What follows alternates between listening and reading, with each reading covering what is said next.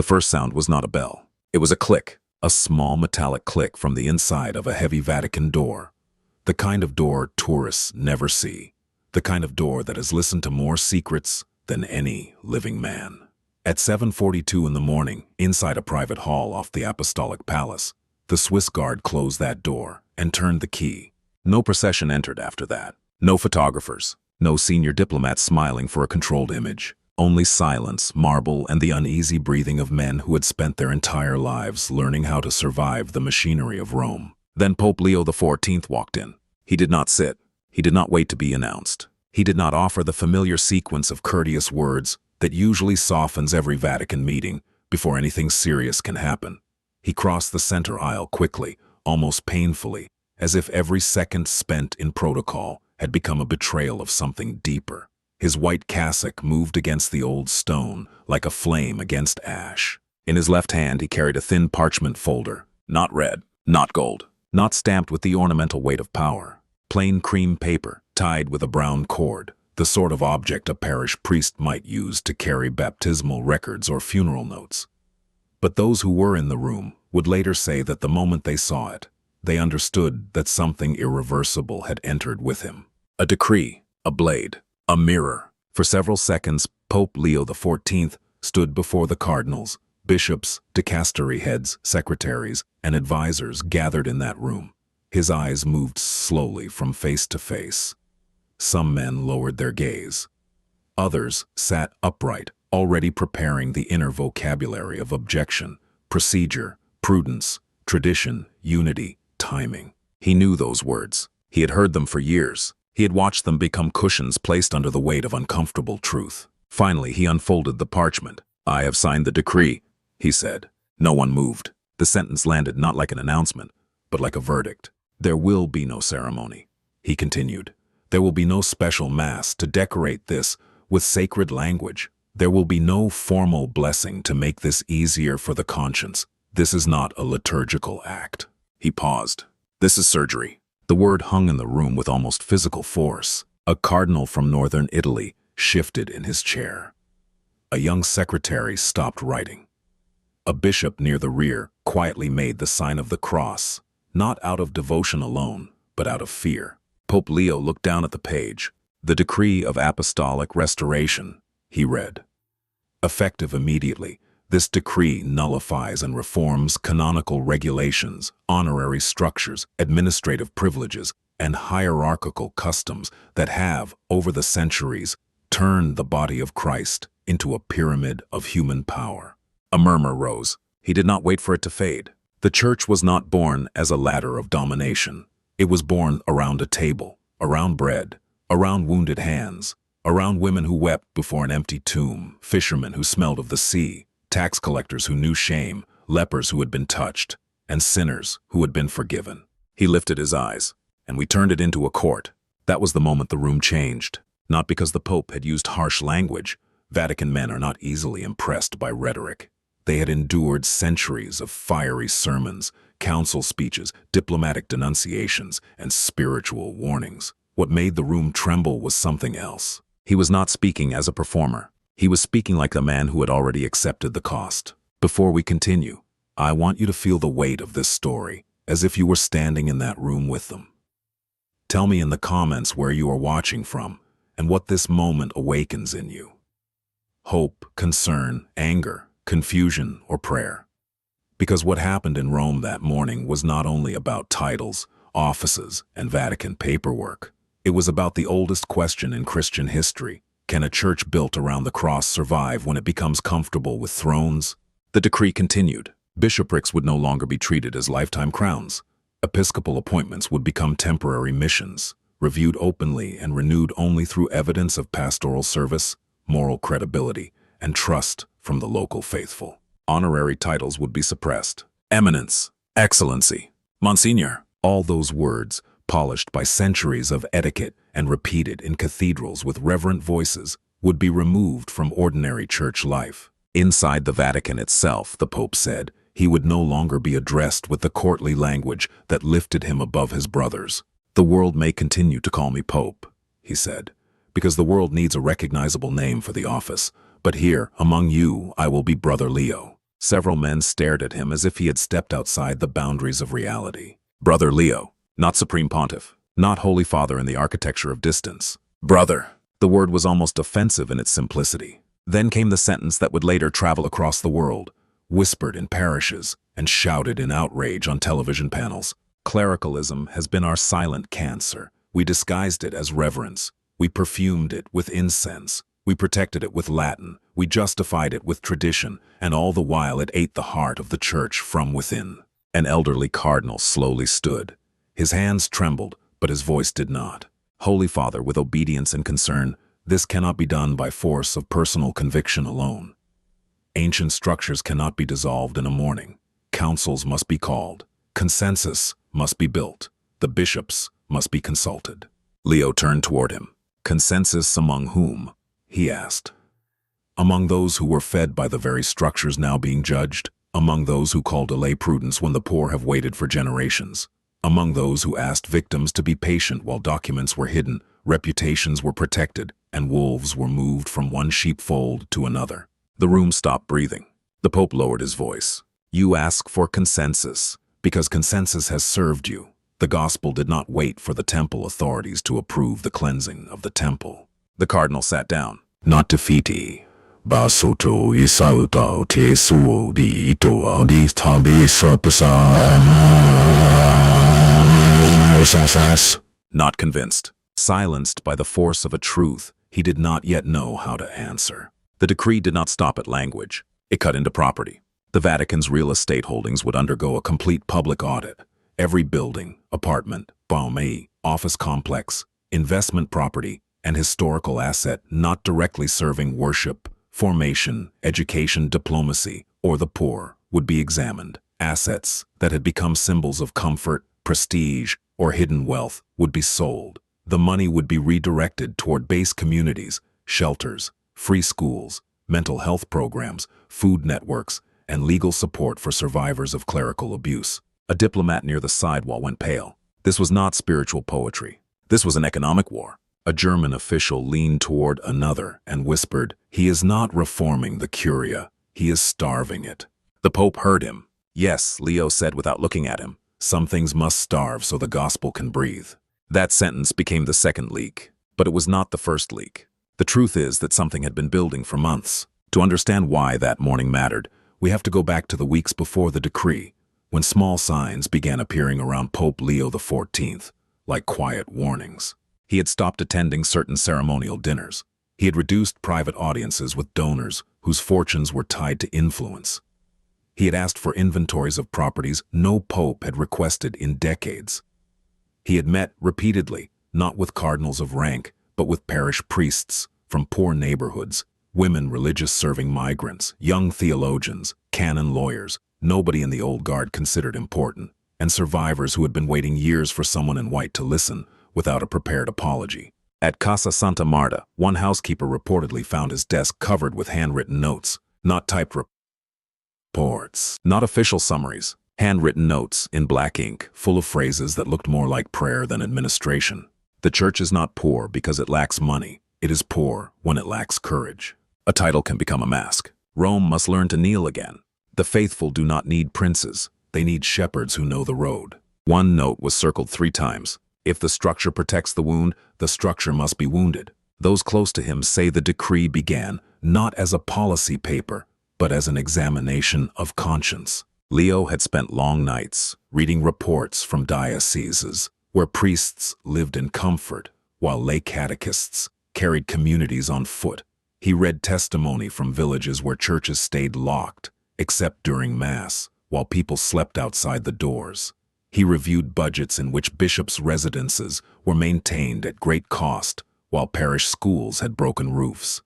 He read letters from women religious who had run hospitals, schools, orphanages, shelters, and missionary networks for decades without a vote in decisions that affected them. But one file changed everything. It was not thick, only 27 pages. The cover was dark blue, and it contained a financial map of Vatican-linked properties in 5 countries, cross-referenced with diocesan poverty indicators. The contrast was unbearable. In one region, the church owned luxury apartments used for visiting officials, while a Catholic shelter less than 2 miles away was turning families away for lack of beds.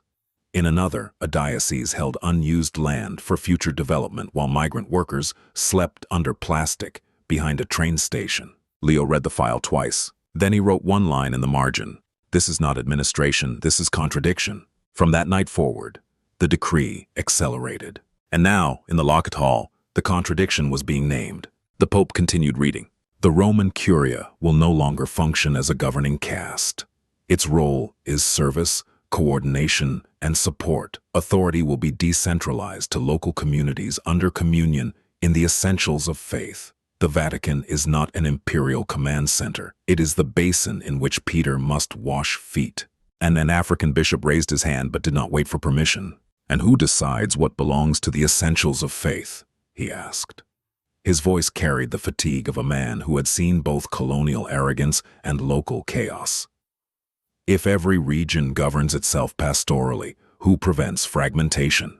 Leo nodded as if he had been waiting for the question. Not Rome by fear, he said. Not documents written far from suffering. The essentials are guarded by the gospel, the sacraments, the creed, the poor, the communion of the churches, and the Spirit who has not become an employee of the Curia. Some in the room stiffened. Others listened more carefully. The temptation, Leo continued, is to believe that central control creates unity. But sometimes central control only creates silence, and silence is not unity. It is often fear wearing a cassock.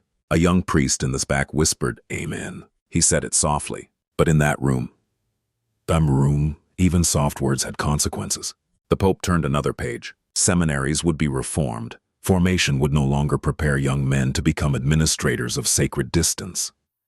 Every seminarian would spend extended periods living and serving in places of vulnerability. Prisons, hospitals, migrant shelters, rural communities, addiction recovery centers, homes for abandoned elderly people, and parishes without prestige. No man will be ordained, the decree said, who has not learned to sit with suffering without explaining it away. The Pope added, in his own voice, a priest who cannot listen to a wounded person, without reaching immediately for law, is not yet ready to touch the altar. Then came the part that broke the last illusion that this could be absorbed quietly. Charging for sacraments, directly or indirectly, would be prohibited. Baptisms, weddings, funerals, mass intentions, blessings, and pastoral services could receive free offerings, but no family could be pressured, invoiced, shamed, or delayed because of money. The gospel has no price, Leo said. Grace is not sold in envelopes. This line reached Latin America before the meeting had even ended. A deacon in Peru posted it from a leaked transcript. Within an hour, it had been shared more than 3 million times. In poor neighborhoods where families had quietly borrowed money for funerals, the sentence landed not as theology, but as liberation. Inside the Vatican, however, the mood was different. The decree struck like a hammer against an old bell. Every reform produced another hidden fracture. Some men feared practical chaos. Some feared loss of reverence. Some feared financial collapse. And some feared something more personal. That without titles, privileges, private channels, and ceremonial distance, they would no longer know who they were. The Pope understood that fear. He did not mock it. He simply refused to obey it. Do not fear the purifying fire, he said near the end. Sometimes, for something to live again, it must burn first. Then he placed the decree on the lectern. He did not ask for a vote. He did not request applause. He looked once more at the room and said, "There will be no manual, only the gospel, prayer, repentance, and obedience to the Spirit."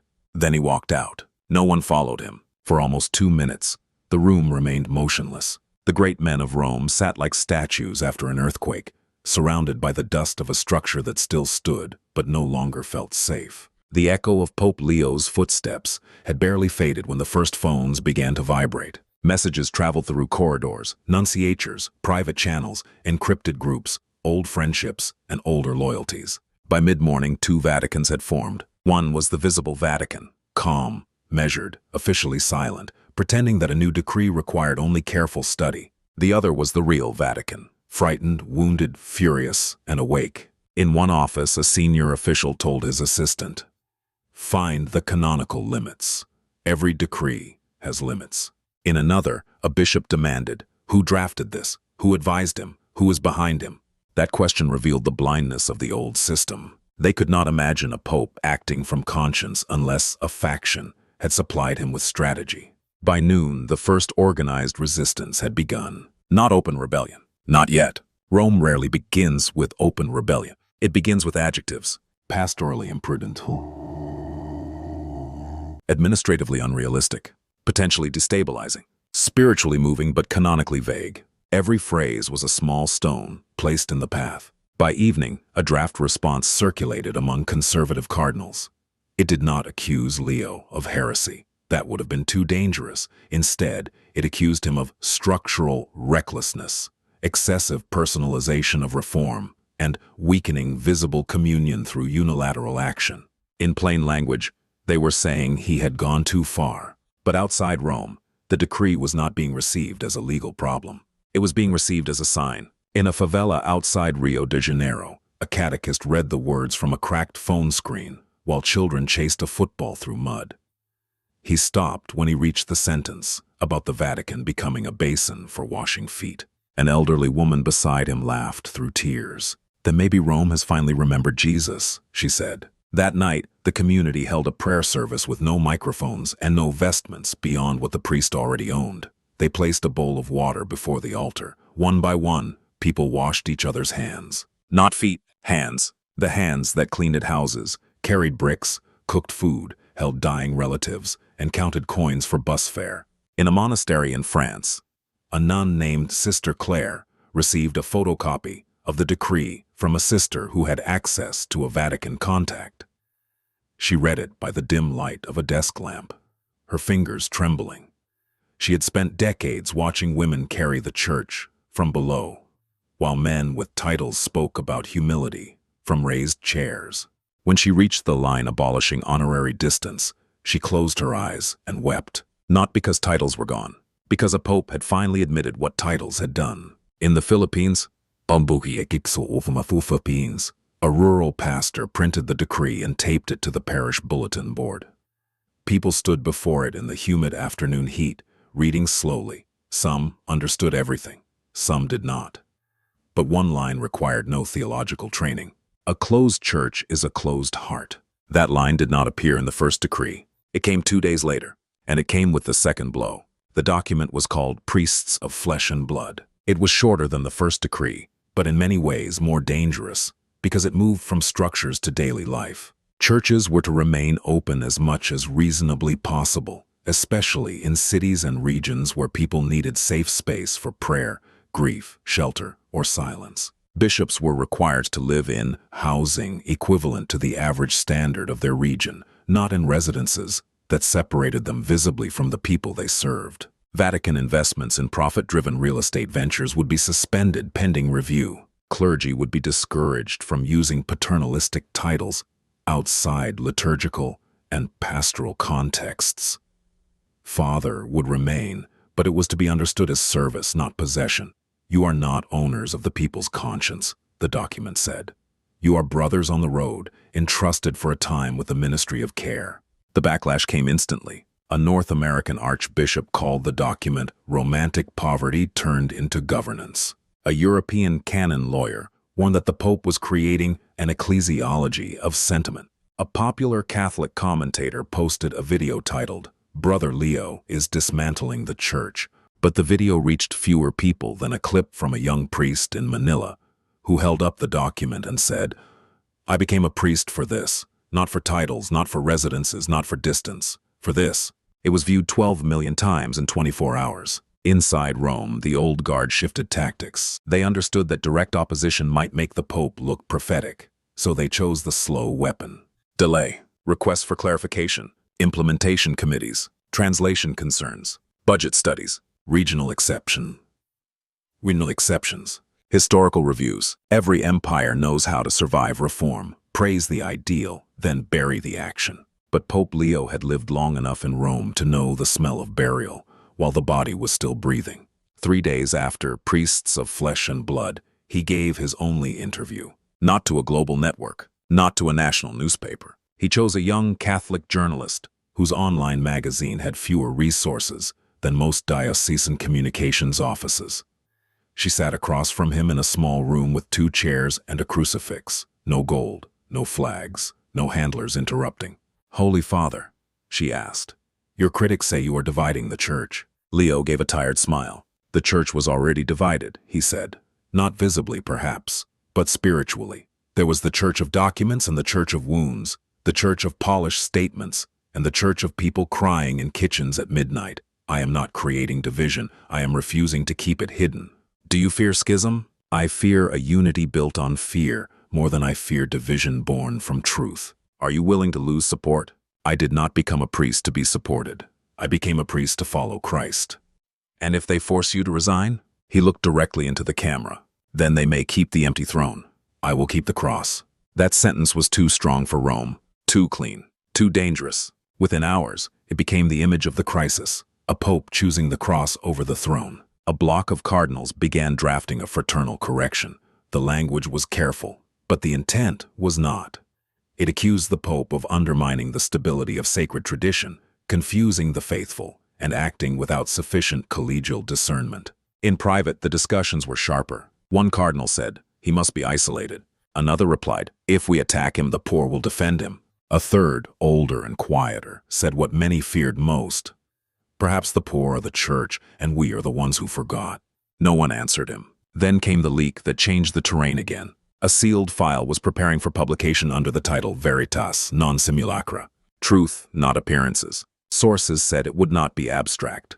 It would include names, dates, financial pathways, internal memos, abuse-related correspondence, real estate arrangements, and examples of how ecclesiastical privilege had protected men who should have been held accountable. The phrase whispered around the curia was simple: "He's going to expose us." But supporters of the Pope used a different phrase: "He's going to confess." There is a difference. Exposure is what happens when enemies open your wounds. Confession is what happens when you open them yourself before God. When Veritas non simulacra appeared on the Vatican website, there was no ceremony.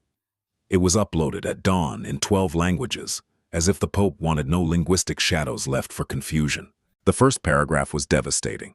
The church is not dying because the world has stopped believing. It is dying where its servants chose appearance over truth, prestige over repentance, and safety over the gospel. The document named no one in the opening pages. It did something more painful. It described patterns, how titles created distance, how distance allowed fear, how fear silenced victims, how money purchased discretion, how discretion became secrecy, how secrecy became rot. Only later did the appendices appear. Contracts, dates, diocesan summaries, settlement histories, property reports, and correspondence that could no longer be dismissed as rumor. The world's media erupted. Some called it the most radical act of internal transparency in modern church history. Others called it institutional self-destruction. Survivors groups responded cautiously, refusing to mistake paper for justice, but acknowledging that something unprecedented had occurred. The Vatican had opened a wound without being forced by a court. That was new. That was dangerous. And that was why the resistance hardened. In Poland, one senior bishop refused to have the document distributed in parishes. In the United States, 3 archbishops announced that implementation of the Apostolic Restoration would be suspended, pending local discernment. In Germany, some reformers celebrated the decentralization, but worried that the Pope's speed might fracture the very communion he claimed to heal. In Africa and Latin America, the response was different. 217 bishops from the global south signed an open letter titled, "We will not leave him alone." "We support the reforms not because they are easy," the letter said, "but because our people have lived too long beneath systems built by others. The poor do not need a church protected by privilege. They need a church close enough to touch." The letter spread through Catholic networks like fire through dry grass. That night, vigils began. In Nairobi, candles lined the steps of a cathedral. In Manila, young Catholics sang softly outside a seminary. In Lima, a group of mothers prayed the rosary for Pope Leo's strength. In Rome, St. Peter's Square filled without organization, without slogans, without banners. People simply came. Some supported him. Some feared what he was doing. Some did not know what they believed. But everyone understood that history had entered the square and refused to leave. At 10:11 p.m., the Pope appeared at a high window. He did not give a speech. He held up the cross of San Damiano. Then he disappeared. That image traveled faster than any official explanation could. A pope at a window, silent, holding the cross like an answer. Meanwhile, inside the Vatican, the machinery of resistance began to turn with greater precision. Priests who openly supported the reforms were reassigned under neutral language. Seminarians were warned not to engage in online agitation. Officials delayed financial audits by claiming missing records. Several dicasteries requested temporary exemptions for practical reasons. The system did not shout. It absorbed. It absorbed. But Leo answered absorption with fire. He summoned the heads of the dicasteries and asked them one question. Do you prefer the safety of high walls or the freedom of the Spirit who blows where he wills? No one gave him a direct answer, so he gave one to them. Obedience that does not listen to the Spirit is not faith. It is fear in disguise. The next step was the one nobody expected. He summoned the bishops of the world to a field outside Rome. Not a basilica, not an audience hall, not a synod chamber polished for cameras. A field. A temporary altar of rough wood stood beneath the open sky. No thrones, no embroidered chairs, no raised platform reserved for princes of the church. Just benches, dust, wind, and a crucifix made from unfinished timber. 1,800 bishops came. More than 300 refused. Their absence was its own sermon. Pope Leo arrived on foot, carrying the Gospels in his hands. He wore the white cassock, but no ceremonial cape. No jewel, no sign that demanded distance. He sat among them first, not before them. For almost 15 minutes he said nothing. The silence was not empty. It was judgment. Then he stood and walked to the altar. We have not gathered to save an institution, he began. We have gathered to ask whether the gospel still lives inside it. Some bishops looked down. Others looked directly at him, tense and defensive. He continued, Today we will not produce a working document. We will not approve a communiqué. We will not congratulate ourselves for listening. We will confess. He pulled a handwritten page from his cassock. Let us confess that we protected comfort and called it tradition. Let us confess that we feared scandal more than sin.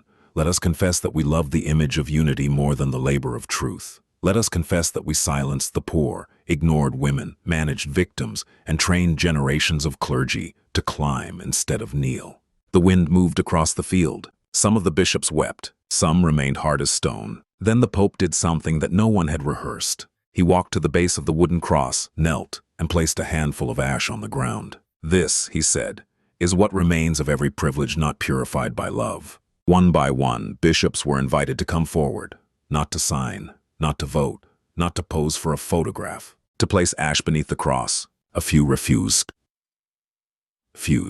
Most came. One bishop from Ireland whispered, I was a coward in the face of abuse. Another from South America said, I love the poor in speeches, but not in my budget. An African bishop said, I accepted a system that treated my church as a recipient, not a teacher. A European bishop said nothing at all. He simply placed the ash and covered his face. The scene was broadcast live after the Pope ordered the signal open to the world. Millions watched. Not a debate, not a council. A public examination of conscience. In a newsroom in New York, a producer turned to her colleague and said, This is not politics anymore. She was right. It had become liturgy without being staged as liturgy. A wound placed before God. At sunset, Pope Leo stood again. The church is divided, he said. Yes, but division is not always the enemy. Sometimes hidden division must become visible so conversion can begin.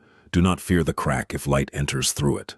Then he looked at the bishops, and his voice softened. I am not asking you to admire me. I am asking you to return with me to the dust where Christ first found us. No applause followed, only song. An old chant rose from somewhere in the crowd, uncertain at first, then stronger. Ubi caritas, where charity and love are. God is there. The bishops sang in different accents, some barely knowing the words, others carrying them from childhood. The cameras showed faces lined with exhaustion, doubt, fear, and grace. By nightfall, the world had seen something no strategist could manufacture. A church powerful enough to humiliate itself. A pope strong enough to kneel. A hierarchy forced to look at ash. But the story did not end there. Because after every purification comes the question nobody wants to ask. What survives the fire? In the days following the field gathering, implementation began unevenly. Some dioceses moved quickly. Bishops sold residences, opened books, reduced salaries, dissolved honorary structures, and created councils with real lay authority. In one Brazilian diocese, the bishop moved from a large residence into 3 rooms behind a parish center and converted the old building into a shelter for women fleeing violence. A photograph of the first dinner in that shelter went viral. A long table, plastic plates, children eating soup beneath a chandelier that once hung over formal episcopal receptions. In the Philippines, a cathedral opened its doors at night and placed volunteers near side chapels so people could come safely to pray, cry, or sleep in silence. In Kenya, seminarians began working 2 days a week in a hospice. In France, a bishop refused to be called Excellency and asked people to call him simply Brother André. Traditional Catholics mocked him online. His own clergy were divided, but a woman from his diocese wrote, "For the first time, I feel I can speak to him without crossing a wall." Other dioceses resisted quietly. They changed letterheads slowly. They delayed audits. They kept residences but renamed them pastoral centers. They formed lay councils with no real power. They opened churches for 1 extra hour and called it obedience. Rome watched. Leo did not rush to punish, but he did not pretend either. In a short letter to the Universal Church, he wrote, "Beware symbolic obedience that leaves the wound untouched. The gospel does not ask for rearranged furniture. It asks for conversion." That line pierced the old guard, because they had hoped to rearrange furniture. The deeper question was whether they would move the heart. As weeks passed, Pope Leo changed his own life even more visibly. He stopped using elevated seating in non-liturgical meetings. He moved into a simple communal residence with priests and lay workers. He reduced armed escort. He ate most meals in common. He received delegations not in grand halls but around tables. A journalist asked him whether these gestures were necessary. He answered, "A symbol is either a window or a mask. I'm trying to remove the masks." One morning, shortly before dawn, he entered St. Peter's Basilica alone. A young sacristan saw him take off his shoes near the entrance. Barefoot, the Pope walked slowly across the cold stone toward the tomb of St. Peter. He knelt. He placed one hand on the floor, and he whispered, "Here's where we begin again." The sacristan did not report it immediately. He kept it to himself until the story had already traveled through other channels. When asked later why he shared it, he said, "Because I think the Church needed to know he meant it." That image became the final symbol of the reform. Not the decree, not the ash, not the interviews, bare feet on cold stone. A pope stripping himself of every layer between power and the ground. The opposition did not disappear. It grew more organized. Parallel networks formed. Traditionalist bishops began issuing pastoral letters emphasizing continuity. Some wealthy donors redirected funds away from Rome. A few commentators openly predicted a formal schism within a year. But something else was growing too.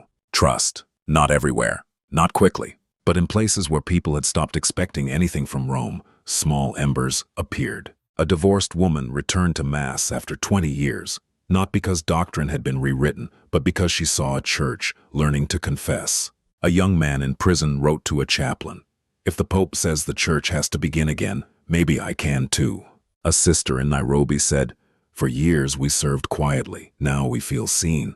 A seminarian in Poland, torn between loyalty to tradition and attraction to Leo's fire, wrote in his journal, "Maybe obedience is not always preserving the old house. Maybe sometimes obedience is entering the burning one to rescue the gospel."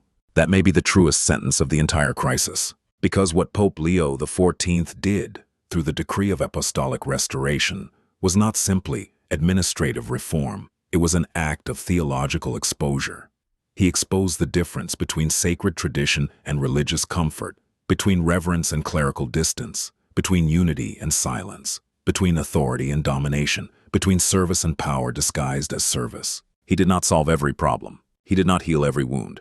He did not prevent division, but he made pretending impossible. And sometimes in the life of the Church, that is where conversion begins. The final scene came 1 month later, on a gray morning in Rome. Pope Leo stood before a group of young priests, sisters, lay leaders, and catechists from every continent. He held no prepared text. His voice was tired but steady. "I do not know whether history will call this reform a success," he said. "I do not know whether those who come after me will preserve it, dilute it, or bury it beneath safer language. He looked at them carefully. But I know this. The gospel does not belong to cowards.